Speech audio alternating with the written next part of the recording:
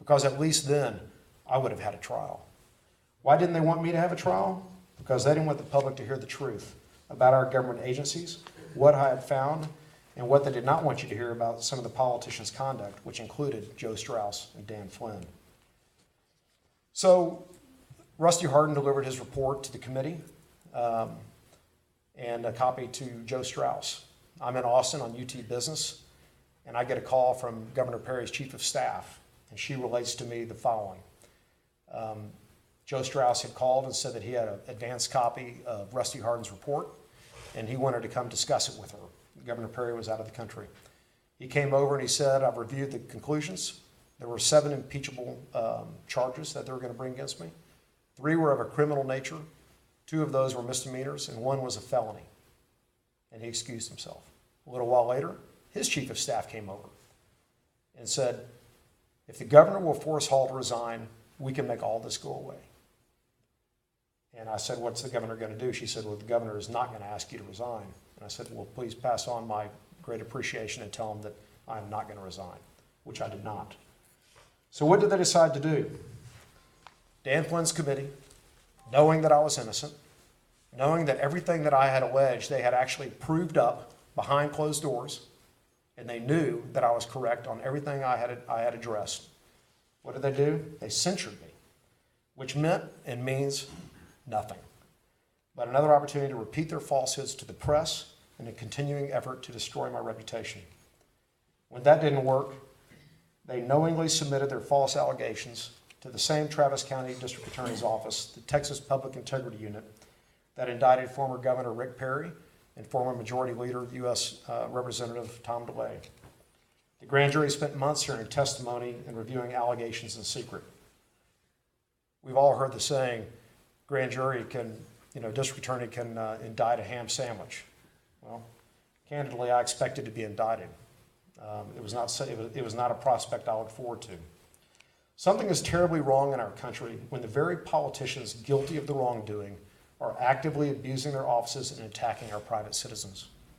This is what Dan Flynn has been doing in Austin. And I hope that y'all will inform your fellow citizens here of that fact, because what he says here and what he does there apparently are 2 very different things. In spite of all this, I continued to perform my sworn duty as a regent. It became apparent to me that the admissions at UT Austin was the lever upon which governance at UT revolved. And what do I mean by this? Let me explain what has happened to admissions since the top 10% law went into effect back in, I believe, in 1998. So an entering class at UT Austin, freshman class, is about 7,200 students. The way the law is now, so if your son or daughter or grandchild is in the top 10% of their high school, they're automatically admitted to either one of the flagship universities. And the law has changed to where at UT, 75% of the freshman class is filled automatically from the top 10%. Top 7% now admits. 10% of the class is filled from out of state, out of country, wherever. 15%, or 1,000, 1,500 students actually comes in, and there's discretion by the administration on who gets in. The demand for those seats over the last 15 years has gone through the roof. The availability of those seats has declined in both nominal and real terms. If you looked at those seats like currency, they've become extremely valuable. Okay, and this is what everybody who has a legacy link or anything else to UT Austin or to Texas A&M for that matter, this is what they're trying to do. They're trying to get their kids in. They can't get them through the regular top 10% process. Not everybody can finish the top 10% at these schools, and so they're trying to get them in through the back door. Former President Powers recognized this. It's a black box that is immune from legitimate board oversight.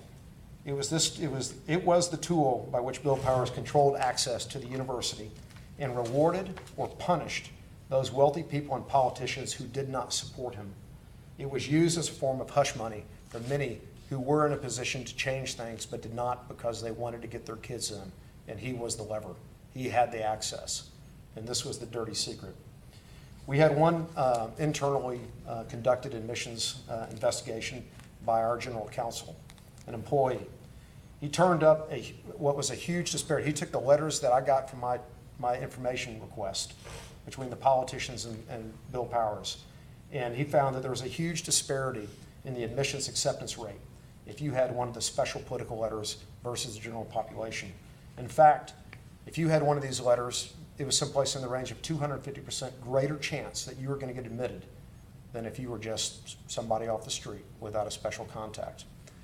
The University of Illinois a few years back had their own admissions scandal. Now, the board was involved there, the president, and the delta between the general population and those who had special access was between 8 and 9%. And almost the entire board and the president had to resign over the scandal. And an investigator general was put in place to investigate and oversee. Us, it was almost 250%. 250%. Well, why didn't our board do anything?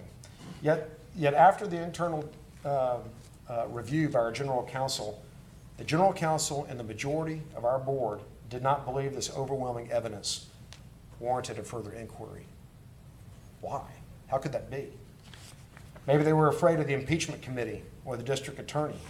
Maybe they were involved with the political bad actors, or maybe they thought this is the way the world works or should work and didn't want to get involved. Subsequently, I received word through the press that the Travis County grand jury had not indicted me. Instead, they issued a legally improper 4-page letter repeating many of the same tired, false allegations promoted by Dan Flynn and his impeachment committee. If indicted, at least I would have had a public trial, where the true bad actors could have been brought forward for public review. Back to admissions. I had done all that I could to forward my desire for an investigation. I had made my request, brought my concerns to the board confidentially, privately, and found myself in the minority yet again. Ultimately, a whistleblower walked into the chancellor's office and confirmed what the evidence clearly demonstrated and what I'd been saying, and much more. We then had an independent investigation conducted by Kroll Associates, which found, among other things, that President Powers and his chief of staff had materially misled the board, the public, and the investigator in the earlier investigation. They had destroyed records and shredded documents related to the backdoors admissions program. There was a systematic, highly orchestrated, and improper admissions process that circumvented what the public was led to believe was actually happening. Hundreds, if not thousands, of students have been admitted through this back door. President Powers was forced to resign, but not punished for his actions. He remains the highest paid member of the UT Law faculty to this day. All of the concerns that I had raised before Dan Flynn's committee were proven true, and more so. Some of those politicians that participated in these abuses have fled office or been removed by their electorate. Others, like Dan Flynn, remain unpunished for his corrosive role as a Strauss surrogate and willing henchman. His failed committee has been dissolved and relegated to the dustbin of history, where it belongs. The Public Integrity Unit has been removed from Travis County in hopes of creating greater accountability. If people are not held accountable for their actions, certainly our politicians and government employees, our government will continue to grow larger and more threatening to the people whom it is supposed to serve. Don't let Dan Flynn fool you any longer. He doesn't fool me.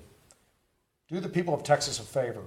Remove him from office so he is unable to do any more harm, and replace him with another, Brian Slayton, and give him the opportunity to earn your trust. Your vote matters. Thank you very much.